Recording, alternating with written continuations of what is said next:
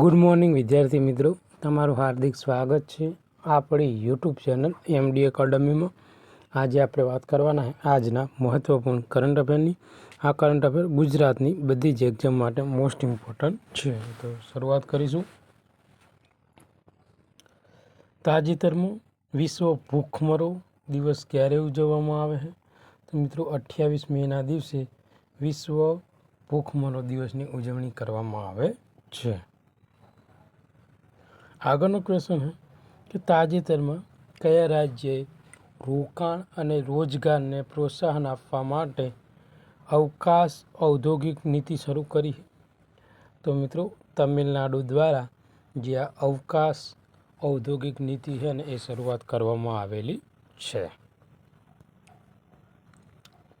તાજેતરમાં નાણાકીય વર્ષ 2024-25 દરમિયાન દેશમાં કોલસાની આયાત કેટલા ટકા ઘટીને 243 મિલિયન ટન થઈ છે? જવાબ આવશે મિત્રો 7.9%। આગળનો ક્વેશ્ચન છે તાજેતરમાં મોનાકો ગ્રાન્ડ પ્રિક્સ 2025નો ખિતાબ કોણે જીત્યો હોય?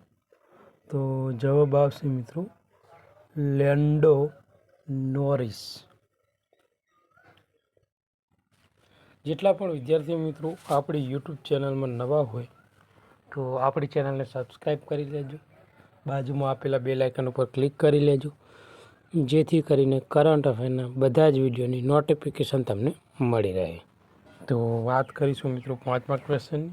તાજેતરમાં વિજ્ઞાન અને ટેકનોલોજી નવીનતામાં કયું રાજ્ય છે ને એ ટોચ ઉપર રહ્યું છે? તો મિત્રો કર્ણાટક છે ને એ ટોચ ઉપર રહેલું છે। તો તાજેતરમાં અહેવાલ મુજબ મિત્રો કર્ણાટક રાજ્ય વિજ્ઞાન અને ટેકનોલોજીના નવીનતા એટલે કે ઇનોવેશનમાં ભારતમાં ટોપ ઉપર રહ્યું છે। ખાસ કરીને આઈટી, એરોસ્પેસ, બાયોટેક અને એઆઈ જેવા ક્ષેત્રોમાં તેનું પ્રભુત્વ જોવા મળે છે। બેંગલુરુ, જેને ભારતની સિલિકોન વેલી તરીકે ઓળખવામાં આવે છે, તે અનેક બહુરાષ્ટ્રીય આઈટી કંપનીઓ, સંશોધન પ્રયોગશાળાઓ અને તેના હજારો સ્ટાર્ટઅપનું ઘર છે। તેથી મિત્રો જે કર્ણાટક છે એ ઇનોવેશનમાં ટોચ ઉપર રહ્યું છે। આગળનો ક્વેશ્ચન છે કે તાજેતરમાં સુહુલમાં યોજાનાર ISSF જુનિયર વર્લ્ડ કપ 2025માં જે મેડલ ટેબલ છે એમાં કોણ ટોપ ઉપર રહ્યું છે? તો મિત્રો ભારત। તો તાજેતરમાં મિત્રો જર્મનીના સુહલમાં યોજાનાર ISSF જુનિયર વર્લ્ડ કપ 2025માં ભારત મેડલ જે ટેબલ છે એમાં ટોપ ઉપર રહ્યું છે। કુલ 11 મેડલ છે, એમાં મિત્રો 3 ગોલ્ડ, 4 સિલ્વર અને 4 બ્રોન્ઝ, જેમાં ટોટલ ભારતને 11 મેડલ મળ્યા છે। ચીનને 3 ગોલ્ડ છે, 1 બ્રોન્ઝ છે, એમ કરીને કુલ 4 મેડલ મળ્યા છે અને તે મિત્રો બીજા સ્થાને છે। ઓકે, તો મોસ્ટ ઇમ્પોર્ટન્ટ ક્વેશ્ચન છે મિત્રો આવનારી એક્ઝામ માટે। તાજેતરમાં પરંપરાગત કલા ઉત્સવ ક્યાં યોજાયો હતો? તો મિત્રો જે આ કલા ઉત્સવ છે એ નવી દિલ્હીમાં યોજાયો હતો। તાજેતરમાં એશિયન એથ્લેટિક ચેમ્પિયનશિપ 2025 ક્યાં યોજાઈ હતી? તો મિત્રો એશિયન એથ્લેટિક ચેમ્પિયનશિપ છે ને મિત્રો એ દક્ષિણ કોરિયામાં યોજાઈ હતી। તો મિત્રો તાજેતરમાં જે જે દક્ષિણ કોરિયામાં એશિયન એથ્લેટિક ચેમ્પિયનશિપ 2025 યોજાઈ હતી। આ સ્પર્ધા 27 મેથી લઈને 31 મે દરમિયાન ગુમીમાં જે સિવિક સ્ટેડિયમ છે ગુમી ત્યાં મિત્રો યોજાઈ રહી છે। દક્ષિણ કોરિયા 2005 પછી પ્રથમ વખત આ ચેમ્પિયનશિપનું આયોજન કરી રહ્યું છે।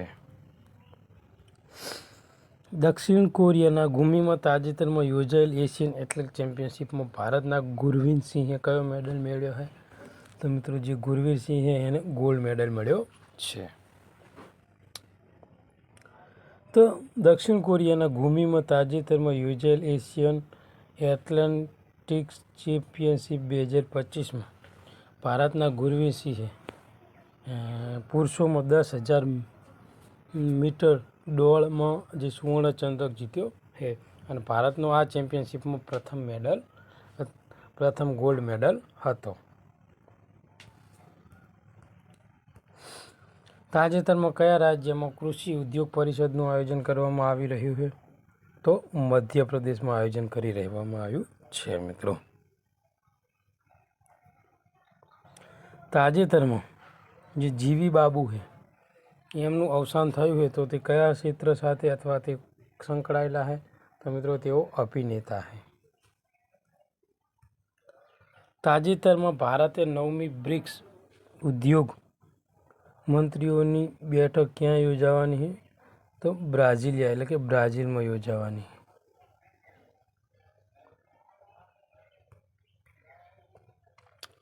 તાજેતરમાં શ્રીલંકાના સિવિલ સર્વન્ટ માટે 9મો ક્ષમતા નિર્માણ કાર્યક્રમ ક્યાં શરૂ થયો છે?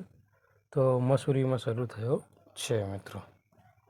અને આજના કરંટ અફેરનો લાસ્ટ ક્વેશ્ચન, તાજેતરમાં ઇલિનોઇસ ટેક ભારતમાં જે કેમ્પસ સ્થાપનારી કયા દેશની પ્રથમ યુનિવર્સિટી બની છે? તો અમેરિકાની. તો આજનું આ મહત્ત્વપૂર્ણ કરંટ અફેર આપણે અહીંયા પૂરું કરીએ.